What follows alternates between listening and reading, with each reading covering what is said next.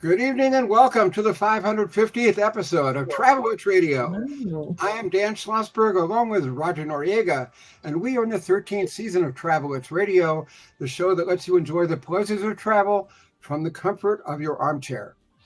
Every week at this time, we talk to people representing destinations, hotels, airlines, railroads, car rental companies, and others in the world of travel and hospitality, from authors and bloggers to broadcasters and publicists. If it's got anything to do with travel, it's got everything to do with Travel Itch Radio. And our guest tonight is my longtime friend, Mary Beth Bassett of Galveston. Welcome back, Mary Beth, to Travelers Thanks. Radio. Thank you. It's really good to be here again. Well, Glenn Campbell made Galveston famous with his hit song, Mary Beth. But the city was quite popular with visitors long before that. If you were sitting next to somebody on a plane, how would you explain in Reader's Digest style what Galveston has to offer? It's funny in a couple of ways because our organization, Visit Galveston, bought the rights to that song, and it's our hold music. And it's also funny because anytime, and you can ask my kids and my husband, much to their chagrin, anytime I'm on a plane, I will tell people about Galveston and ask people if they've ever been to Galveston. And I will say, do you know it's an island?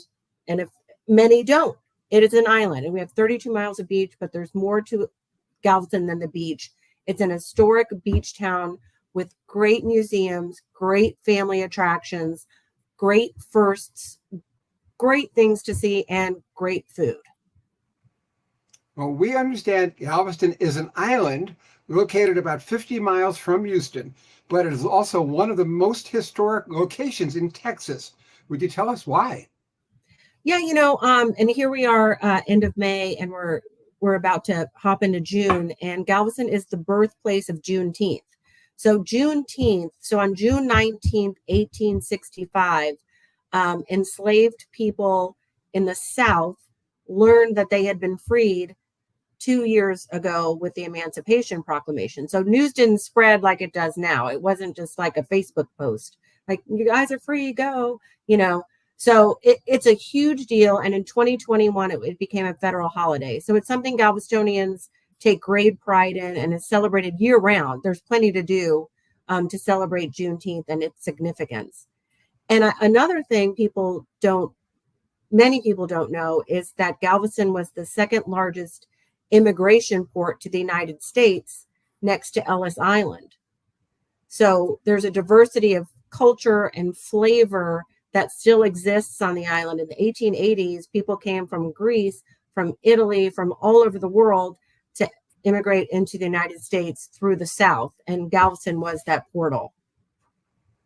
Why is there so much Victorian architecture in Galveston, and how did it survive the horrendous hurricane of 1900? Well, when Galveston was experienced its heyday, per se, those are great examples. In the 1880s, Galveston was a thriving city. And so famous architects would build the architecture of the day, which was Victorian. And they used strong contents to make those buildings. So stone and iron and wood. And it's amazing to see because as you drive around, and I'll talk about this again, you'll see placards on many of the homes and the buildings that designate them as 1900 storm survivors. So as much as that storm wrecked thousands of structures, the ones who still exist, you can tell were made of the right stuff. Isn't Bishop Palace the former home of a Confederate officer? And are there other Civil War sites in Galveston as well? Yes, and this is one that I knew it was Gresham, who was a politician and a lawyer, and he was a Confederate soldier. So he had the home for a time, and he raised his family there. He went on to practice law and become a politician in other areas of the state. But eventually, the Bishop's Palace, which was designed by Nicholas Clayton and is open for tours daily, it's beautiful. Stained glass windows, a gorgeous wooden staircase that leads up to the upstairs But eventually, the Archdiocese of Galveston, Houston, purchased that home to be the residence of the bishop of that archdiocese, thus the name the Bishop's Palace. And then eventually the Galveston Historical Foundation bought it, and now you can go and visit that museum, and there's an audio tour. It's beautiful, and it's on Galveston's Main Street, Broadway, across from Sacred Heart Church, which is in itself another stunning building. And other can't miss sites for visitors are Moody Gardens and the Moody Mansion Museum. Please share.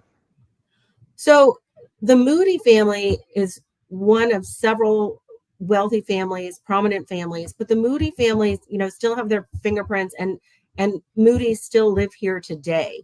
So the Moody Mansion is where the Moody family lived, and they were entrepreneurs. There are Moody banks and several cities in Texas.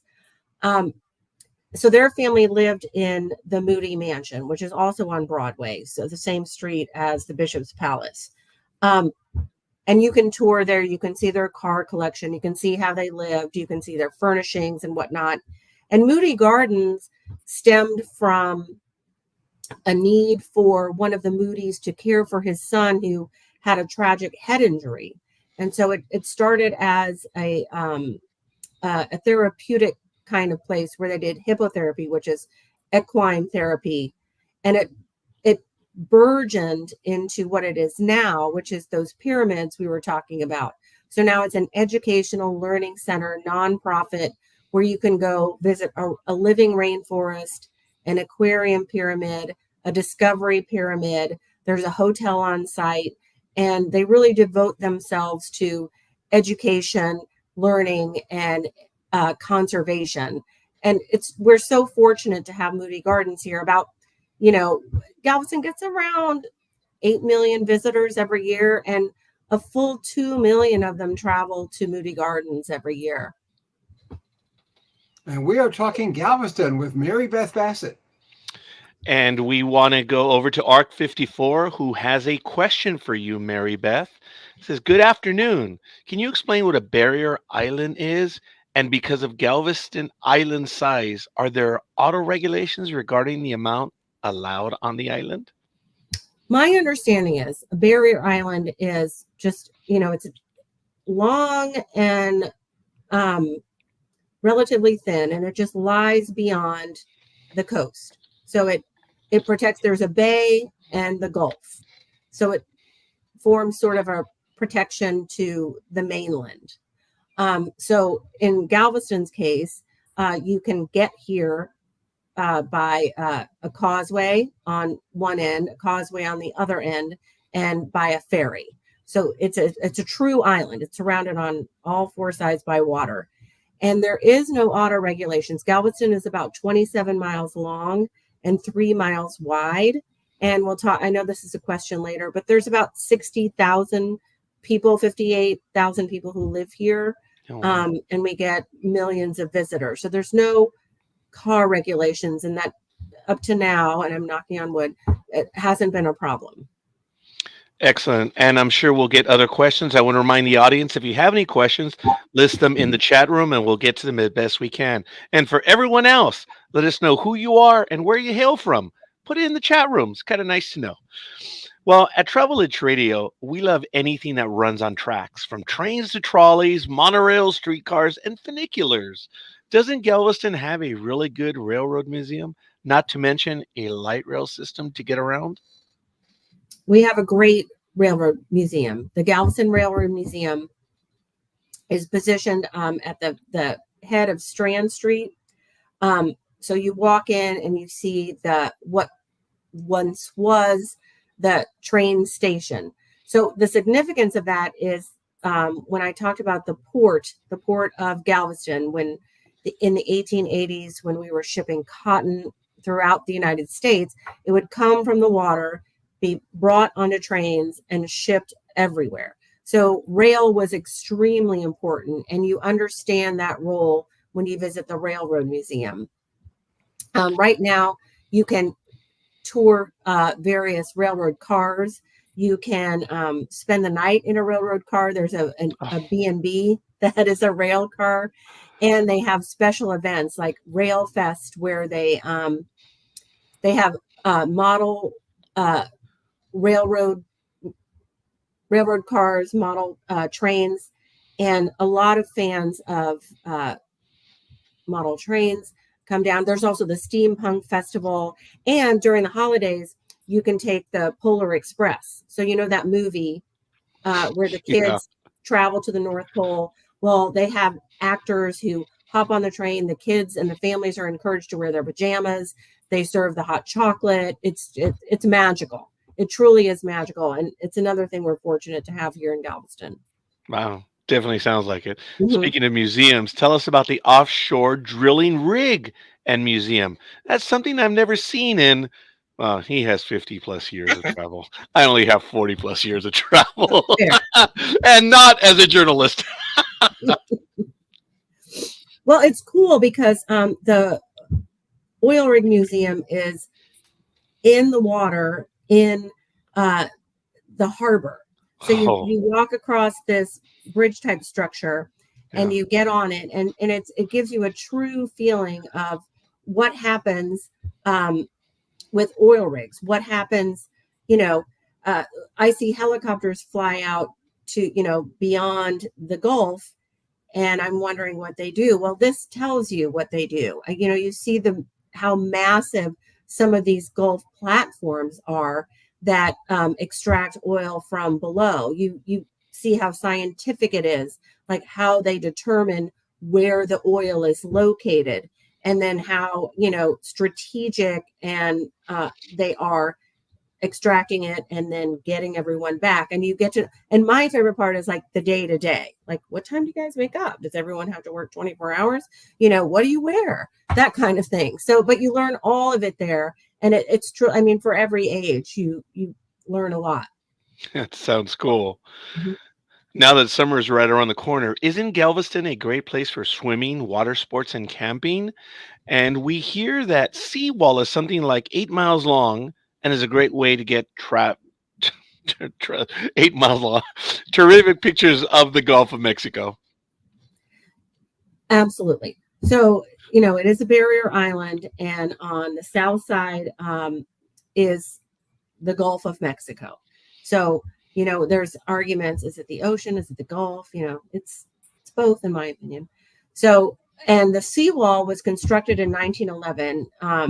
After the 1900 storm, they raised the seawall in order to protect us from future storms. And it also became what is, and there's an argument, and maybe we can settle it, but is the United States' longest contiguous sidewalk. So it's closer to 10 miles, and it's about 17 miles above sea level. But people recreate. They jog, they roller skate, they bicycle, they walk their dogs along the seawall. And yes, you can take great pictures of the water, the fishing piers, the iconic pleasure pier that's in Dan's background right now. But it's a great, you park right next to it and you just go on your way. Yeah. Well, seeing that, Texas is a notoriously hot place in the summer, I understand, but visitors to Galveston can cool off at the Schlitterbahn Galveston Island You Water got Park. Did I it. get that one right? You got it. We know it slides and rides kids will love, but do adults? What can they do at Seawolf Park? Okay, we're talking about two very different animals, but I'm glad you brought them both up. Schlitterbahn is like basically next door to Moody Gardens, and it is a water park. So you have your huge slides, your medium slides, the lazy river. You can rent cabanas. I mean, talk about a place to cool off. I mean, it's definitely the place to cool off. You get splashed, even when you don't want to be splashed. But it's great because you can families can bring coolers in with their food for the day. There's food you can purchase. It's a great place to spend a warm day. And it's fully staffed with lifeguards. Seawolf Park, on the other hand, is on Pelican Island. So you'll take another bridge over to Pelican Island, and that's where Texas A&M Galveston is located.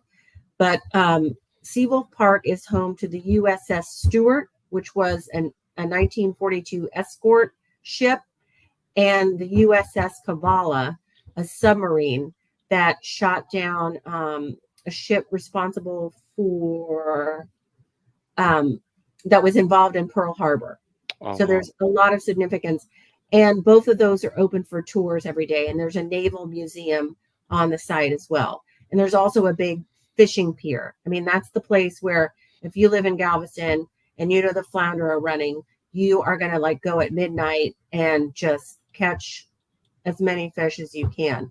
So they're widely different, Schlitterbahn and Seawolf, but it shows the diversity of what there is to do here on this 27-mile-long barrier island. You have something called the Pleasure Pier that sounds like a house of ill repute. Wasn't it That'd built be a to give good name soldiers? for a house of ill repute. Yeah, actually, yes. Yeah. That's even better. Wasn't it built to give soldiers and sailors some well-earned R&R during World War II? Yeah, it's cool. I mean, the site of the present day Pleasure Pier was the site of the 1940s Pleasure Pier. And yeah, there was a big, not cabana, but a big pavilion. And it was a place where people would come together and socialize and have some fun during, the 1940s when things weren't so great. And then in 1965, a hotel was placed there. It was called the Flagship. So very cool on its own because it was a hotel that jutted out. It was on a pier over the water. So, people loved it, but it kind of fell into disrepair. And then Hurricane Ike took care of it in 2008. So one of our BOIs, which means born on the island, families, Tillman Fertitta, purchased the pier and built the Pleasure Pier that is behind Dan right now. So I think it speaks volumes to Galveston's resiliency and how we bounced back after a devastating storm. And it's beautiful and it's fun and it's an investment in Galveston that shows that after storm after storm after storm, we'll come back. We are talking Galveston with Mary Beth Bassett. I know that Roger skipped this question deliberately, but I won't. Galveston once had several houses of ill repute, and you have a red light district tour. Oh, tell us, pray tell. Yes, there's a famous statue in the center of Broadway and 25th Street, like two of the main thoroughfares. The heroic monument statue. There's a woman at the top who's pointing, and everyone says that she's pointing to the red light district, that she's directing sailors to where it is. And so, maybe not. But yes, there was a red light district. I don't think there is today. But there is in the West Market area. In fact, one of our tours is a red light tour. So our tour guides tell the history of, when the men were off to war and maybe women needed to earn money for themselves. They did some things and whatnot. But it's all part of, being a town that was founded in the 1800s, I guess. Okay. And isn't there a ghost tour too? Not to mention a tour for tourists with a sweet tooth. Yes, we have several ghost tours, not only in October. I mean, we kind of ramp it up, in October on the way to Halloween, but there are ghost tours around downtown. There are ghost tours in the cemeteries. So there's story after story after story when you see those markers. And the reason Galveston is thought to be haunted is because of the 1900 storm. So 8,000 or so people lost their lives. Many of them were children. You know, there's a tragic story of a Catholic orphanage where the nuns, you know, tied the children together and to themselves, and they planned to withstand the waters, and they all perished. So there's a marker showing where that is, and there are stories about how a store that lies behind that site is still haunted today. You know, I mean, it gives me goosebumps, and I'm a skeptic. But to move beyond the scary, there is also a sweets and treats tour that will take you around to discover some of Galveston's homemade saltwater taffy, some homemade ice cream and cakes and other goodies, macaroons that you can enjoy while you're walking. So you're walking and eating, so it evens out. And for visitors who love camping, we hear Galveston Island State Park is a perfect spot. True? That is true. It's a really nice area. There's, you know, that the state park was pretty wrecked after Hurricane Ike in 2008. So they were closed for quite a time, but they spent a lot of money renovating the site. There are hookups for RVs, places for tents, and it spans. What's nice is it spans the beach and the bay. So beachside, your campsite is looking out over the Gulf. You know, the waves come in, you can walk along the coast. And then on the bay side, you can fish, you can kayak, you can do all kinds of things. And both sides are great for bird watchers, because Galveston is on the migratory route, spring and fall, and you'll see a ton of birds that come into our area. You're tuned to Travelwitch Radio now in our 13th season with Dan Schlossberg and Roger Noriega. Check us out on iTunes, LinkedIn, Instagram, or the Travelwitch Radio Facebook page, among other places.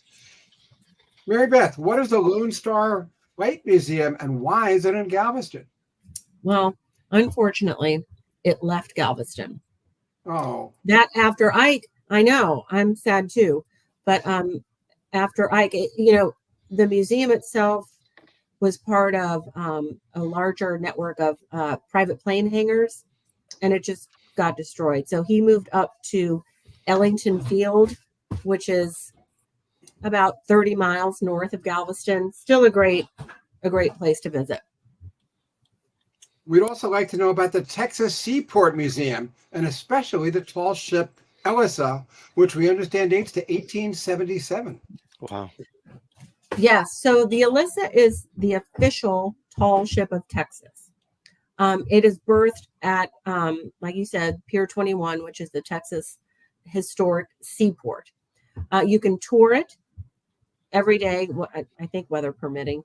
But you can see, you know, that the sails are so high. And what's cool, really cool in my mind about this is they train a group of citizen volunteers to learn how to work those sails and turn the ship around and operate it. And then in April, for 2 weeks, they take it out and you can buy a ticket and you can sail. It goes through the Houston Ship Channel, and it's about a 4-hour tour. But it's amazing to see, you know, just the hard work and how many people it took and all the ropes you need to pull just to, you know, instead of just going like this, you know. I have a history of it. It's, you know, it's a Baroque ship. It was made in Scotland. But it's fabulous. And the care that the Galveston Historic Foundation gives to the ship is amazing. And you can see it. There's a restaurant and a pier area where you can sit and admire her. And then right across the way, there's a fairly new exhibit called Ship to Shore that chronicles immigration into Galveston. So you can do both and just learn a lot about the history of that ship and of immigration here. We're talking Galveston with Mary Beth Bassett. And we have another question in the chat room. What does BOI and IBC mean? Okay, So BOI is born on the island.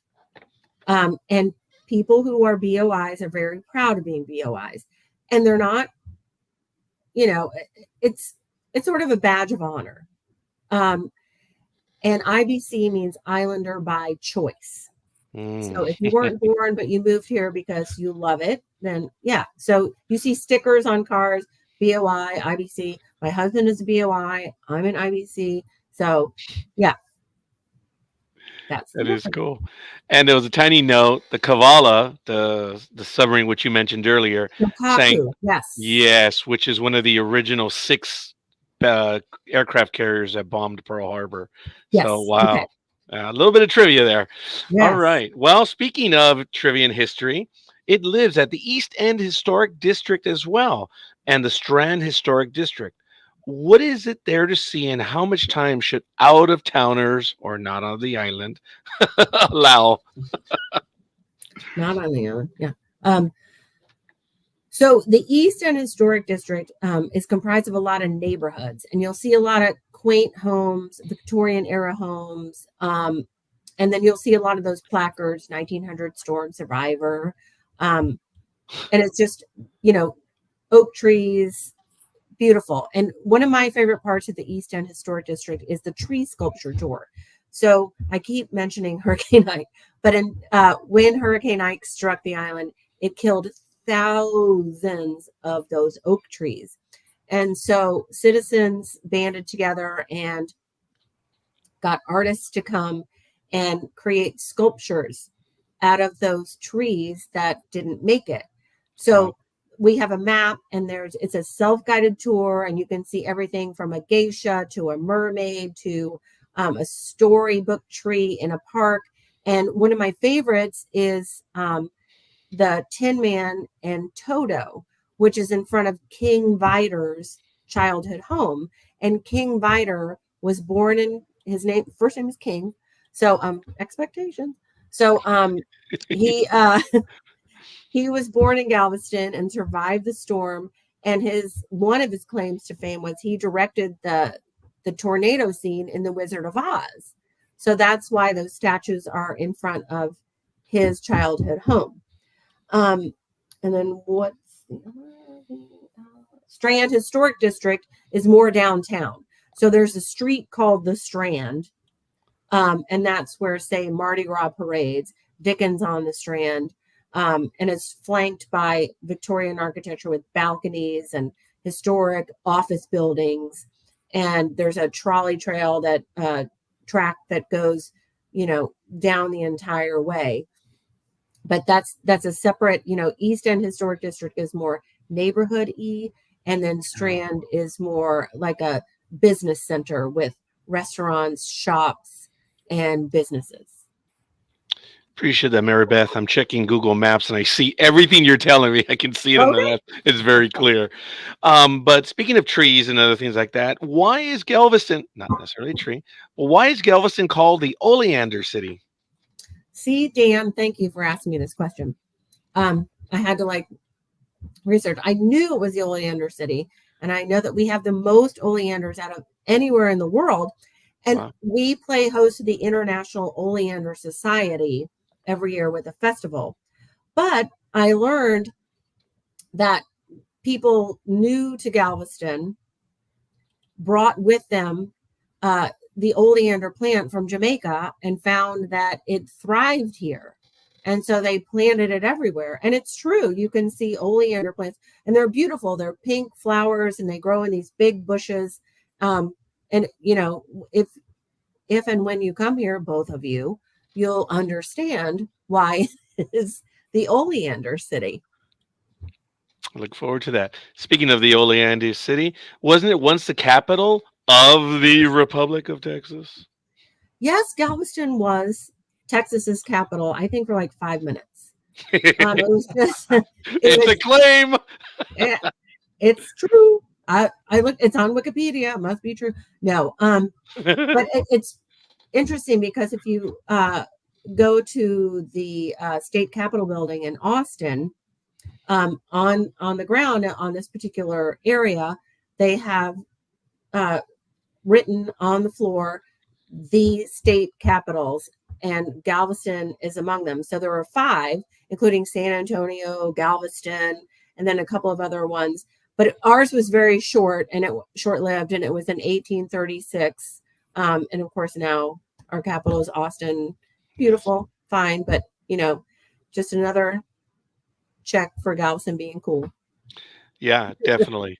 Now, we may have asked a bit of this, or you may have answered it, but how big is the island? What's the year-round population, and what are the peak and bargain seasons for visitors?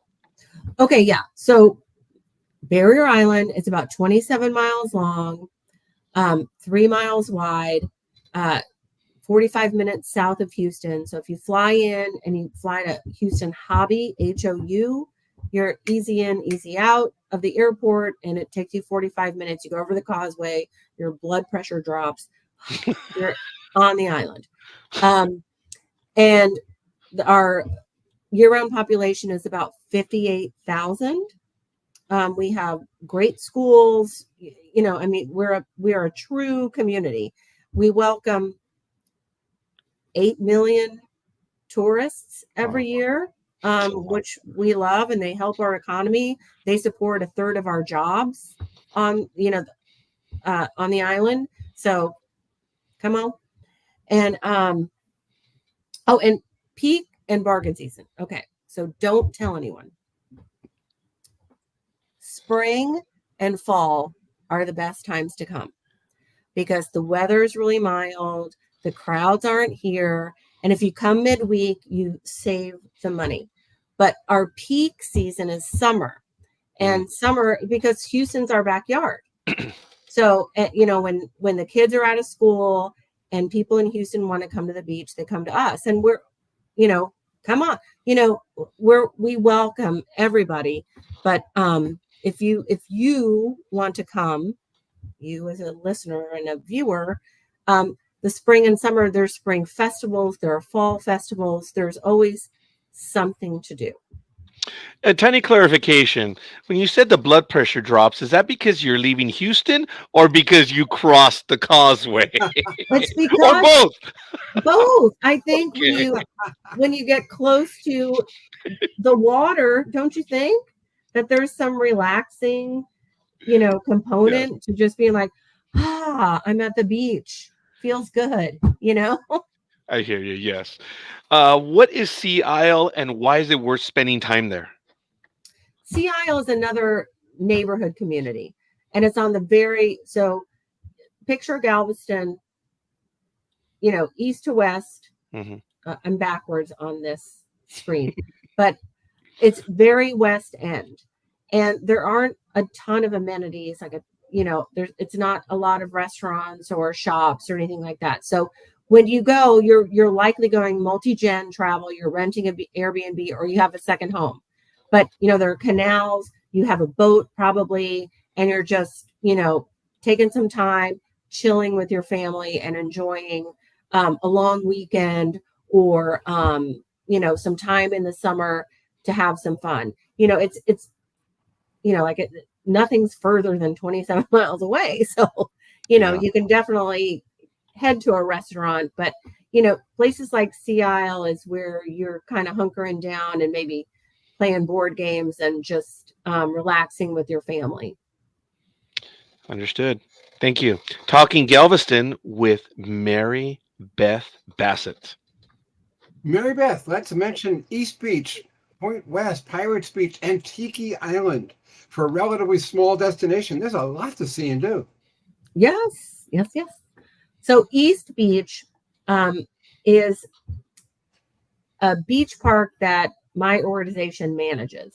So it's on the eastern end of the island, and you drive in and you pay to park your car, and there's concessions like you can rent chair and umbrellas, there's showers, there you can buy food, all kinds of things. There are lifeguards, and you swim in the beach. It's East Beach, it's the beach.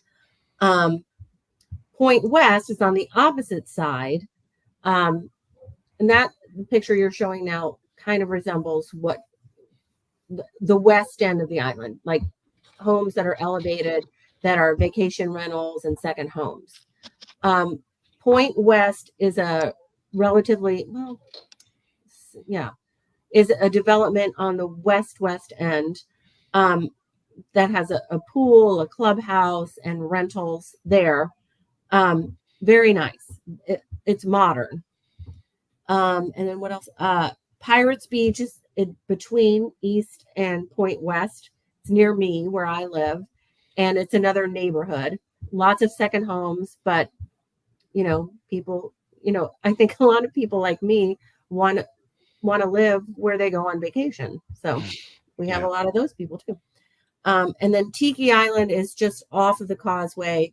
It's not on Galveston Island, but it's a place where homes front all these canals. So lots of boaters, lots of fishermen, and lots of people live there. It's a nice neighborhood area. Speaking of visitors, for those with limited time, would you recommend the 5-hour private Galveston sightseeing tour? I would. And something we haven't talked about is Galveston is home to the 4th busiest cruise terminal in the country. So a lot of people come down a day or two, hopefully, before they get on a cruise ship. But Dan, that's a great idea. If you're here and you want to learn about Galveston and you only have, this much time, why not hop on a tour and learn about it all? And then here's something fun. We have seasonally what's called the duck tour. So you catch that right next to the pleasure pier, and it's okay, Roger or Dan, tell me the word. Both land and water. Amphibious? Yes. So you get on and they give you a nice tour, and they tell you, here's the Bishop Palace, here's this, here's that. And then it ends by popping right into and in the water on Offutt's Bayou, and you sail around. I mean, it's pretty cool. That'd be fun. Amphibious. Amphibious. Yes, thanks. They have that in several cities. I've done that. I did it in Boston and elsewhere too. Okay, can't people learn about long ago Gulf of Mexico pirates with the Legends of the Gulf Coast Museum ticket? Oh, wow. Yes. So Jean Lafitte was a famous pirate who settled here and did some nefarious things. And it's still alleged that his treasure is buried here. My son, trust me, well, please give me a metal detector, to no avail. But yes, that museum would be a great place. It's located on the Strand. But another place to see, the true, not saying that that's not true, but the history, of, the Karankawa Indians to the Spaniards to the pirates to all of that would be to visit the Bryan Museum, which is on 21st Street. And it's housed in an orphan's home. And it's just gorgeous. I mean, I've been there 20 times. I bring writers there all the time, and I learn something new every single time. It's just beautiful. The grounds are beautiful. The artifacts are beautiful. There's weaponry, saddlery, beautiful artwork, documents, maps. I mean, it's fabulous. I bet that Jean Lafitte and his crew patronized the red light district. I'm sure they did. If they did not found it, then they patronized it. Okay, do Galveston dolphin tours run all year long, or are they seasonal? And what about the Suntime jet boat thrill ride? I bet that's a great way to cool off if you don't mind getting wet. Yes. So the dolphin tours, I mean, it definitely depends on that day's weather. I mean, if it's dangerous, you're not going. And we joke, as I work for Visit Galveston, and we're like, we cue the dolphins, so you see them, even though we have nothing to do. But they're there, and I never get tired of seeing those dolphins. I mean, they're just so fun. Who doesn't like dolphins? And if you don't, it's not cool. No, yes, so they run, and there are more than one. There's at least 2 tour guide companies that will take you on a harbor tour, and you can see those dolphins. You'll also see the battleship Texas, which hopefully is going to make its home here in Galveston soon, and the cruise ship terminal is right there. So you'll be on a little boat looking at all these huge boats. And that Sun Times tour is seasonal, like you said. But yeah, it does these whip turns, and it's just the goal is to splash everyone in, and just be an exhilarating rush. So it's fun. Whenever I think of dolphins, I think of mahi mahi. Uh-oh. Well, if you're thinking of seafood, then come to Galveston. I'll never forget being in Hawaii, and my friend that I was with ordered mahi mahi and said, "What is it?" And the waiter said, "Dolphin." And she said, "Flipper?" Oh, no wonder they called it mahi mahi and not dolphy. Or flipper. Or flipper. I remember that show. Yeah, so do I. Okay. All right. We haven't even mentioned Pier 21, Big Reef Nature Park, Texas A&M University, or the Galveston History Museum. Seems there's so much to do. How long is the typical visitor stay, and how long should it be? I think they should just live here. Mhm. Just move here. There's Sure. just too much, Okay, so we're talking Pier 21, which is the historic seaport. So there's great restaurants. You can do the harbor tours. What else were we talking about? Oh, Texas A&M Galveston is on Pelican Island at the same place as Seawolf Park, where the Kabbalah and the Stewart are located. And Texas Big A&M? Reef, I think that's East End Lagoon area. And Okay. there's one more. Texas A&M and Galveston History Museum. Oh, Galveston History Museum. I think that's still under repair, but we have the Galveston County Museum, which Okay. I just discovered for the first time a few months ago. And they have great exhibits chronicling the 1900 storm and Fort Crockett, which was a big part of World War II here in Galveston. It's free. It's open to the public. I mean, so there's all these little hidden gems in Galveston that you may not know about that we need to do a better job at letting you know, because you can definitely spend a lot of time here if you want to see everything. And if it's free, it's for me. Okay. Yeah. And I know Roger agrees. We're talking Galveston with Mary Beth Bassett. How many hotel rooms and restaurants can be found in Galveston? And is there local cuisine that should be savored and not gulped? That's Dan's question. Okay. So we have about 5,000 hotel rooms, and we have 5,000 vacation rental properties. So there's room for everyone. Wow. The seafood, the cuisine scene is fabulous. And I hate to admit this, but I'm not a huge seafood fan. And I'm afraid they're going to pull my Galveston card and send me away once I say that. But it's true. But if you were to eat seafood, there are places like Guido's, which has been in business under the same family since 1911.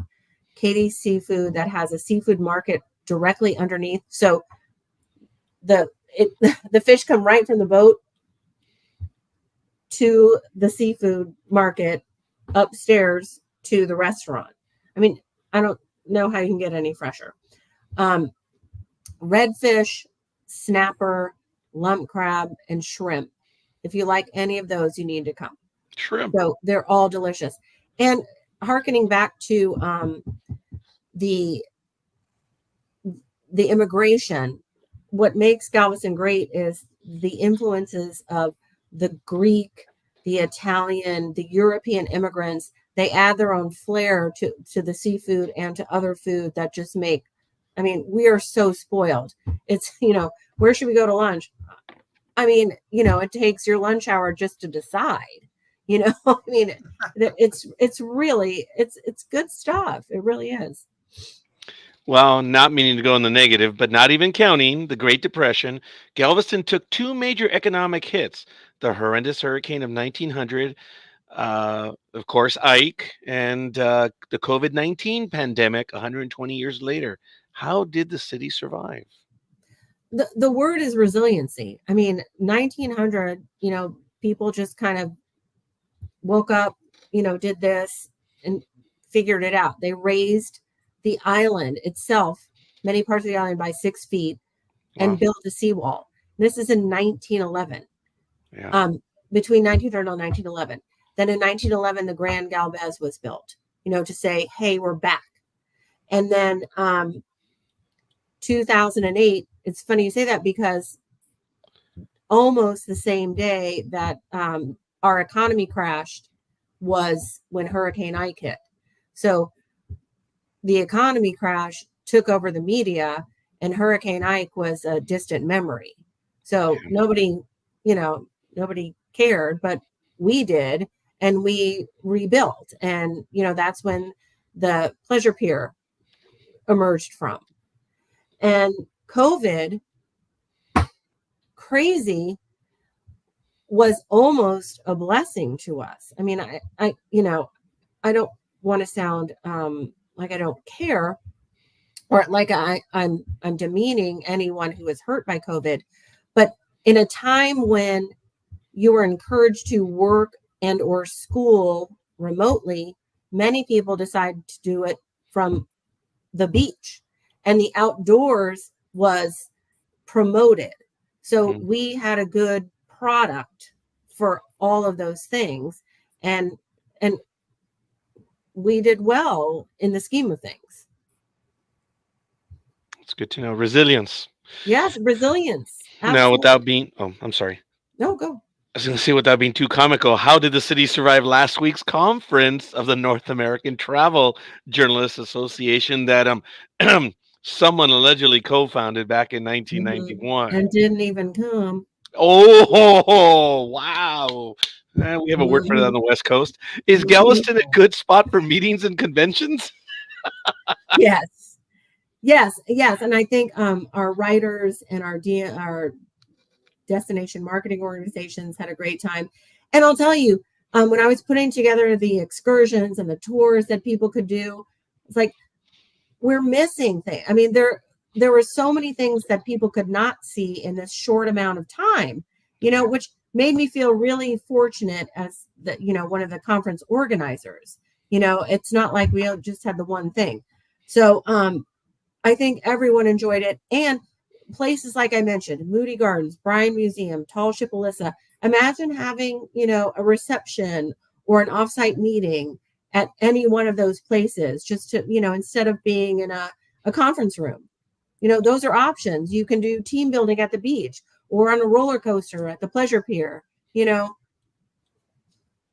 Galveston it's a great place for meetings and conventions. Yeah, no kidding. Before we wrap, Mary Beth, tell us about the culture and nightlife in Galveston. I realize those two words don't usually belong in the same sentence, but hey, we do have a time limit here. Yeah, no, I got you. We'll go with culture. So, the Alyssa's the official tall ship of Texas. The Grand 1894 Opera House is the official opera house, and it's to the center of town. And they have, I've seen everyone from the B-52s to Frank Sinatra Jr. there. It's amazing. The bar scene is what it is. It's mostly on the Strand. We have Mardi Gras Galveston, which can get a little crazy. And there's a lively live music scene here. So as far as culture, there's Art Walk every 6 weeks where, the downtown businesses are open later. They hang artwork in their businesses. There's, they're handing out sangrias and wine, and there's live music going on, where you least expect it. So, it's just, it's one of those like surprising places that's intimate. That's the way I would characterize it. Appreciate that. And speaking of time, is there anything I haven't asked you that you would like to add? No, I think we covered a lot. So. Okay, fair enough. How do Travel Itch Radio viewers and listeners learn more about Galveston? best way to do it is go to visitgalveston.com. We have blogs, we have an event calendar. Yeah, you can get information, live webcams, all that. So, And our Is guest that correct? tonight has been Mary Beth Bassett of Visit Galveston. Thank you so much for being our guest. thanks for inviting me again. I really enjoyed it. And this is the 50th anniversary of the home run that broke Babe Ruth's record for Hank Aaron. Now is your chance to share that spirit with my new hardcover biography, Home Run King, The Remarkable Record of Hank Aaron, featuring a foreword by Dusty Baker, former manager of the Houston Astros, in keeping with our Texas theme tonight. This 256-page hardcover explores Aaron's contributions as a home run hitter on and off the field, as an athlete and an advocate for civil rights. That's Home Run King, The Remarkable Record of Hank Aaron. Get it today on Amazon.com or come to my signings in Cooperstown, home of the Baseball Hall of Fame, on June 20th and July 20th. And that's it for this edition of Travel Witch Radio. Now, this is Dan Schlossberg saying thank you for your time this time. Until next time, speaking also for Roger Noriega. Next week, same time, same place, we will talk to Kate Holden about Yosemite National Park. And in 2 weeks, Anne Murray of Cruise Lines International Association. For now, good night and stay safe. Roger, do you have a comment or just a wave? Just a wave. And thank Just you, a ARC54, for your wave. questions. Just a wave. Okay.